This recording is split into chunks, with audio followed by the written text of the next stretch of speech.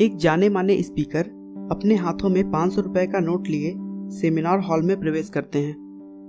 उस seminar hall में बहुत सारे लोग बैठे हुए थे। उन्होंने 500 रुपए का नोट सभी को दिखाते हुए पूछा, कौन कौन इस नोट को लेने की इच्छा रखता है? हॉल में मौजूद लोगों के हाथ धीरे धीरे उठने लगे। उन्होंने कहा, मैं आप लोगों में से ही किसी एक को यह नोट देने वाला हूं, लेकिन पहले आप मुझे ये कर लेने दीजिए। यह कहकर उन्होंने नोट को हाथ में मोड़ तरोड़ दिया। उसके बाद उन्होंने पूछा, इसे अब कौन कौन लेना चाहता है? अभी भी लगभग सारे हाथ ऊपर थे।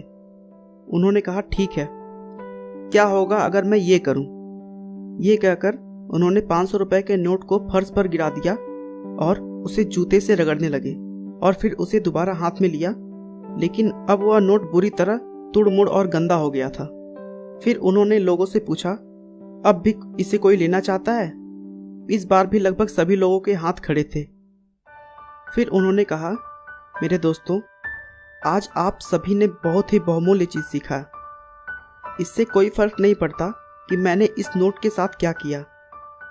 आप इसे अब भी लेना चाहते हैं, क्योंकि इतना कुछ करने के बाद भी इसका मूल्य घटा नहीं है।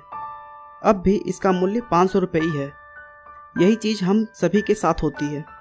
कई बार हम अपने जीवन में गिरते हैं, कठिनाइयों से लड़ते लड़ते थक जाते हैं, अपने गलत निर्णयों से भारी मुसीबत का सामना करते हैं। इन सारी परिस्थितियों में जूझकर हम अपने आप को मूल्यहीन और बेकार समझने लगते हैं, लेकिन इसका यह अर्थ नहीं है कि हमारे जीवन में क्या हो चुका है और भविष्य में क्या होगा। आप अपना महत्व कभी नहीं खो सकते।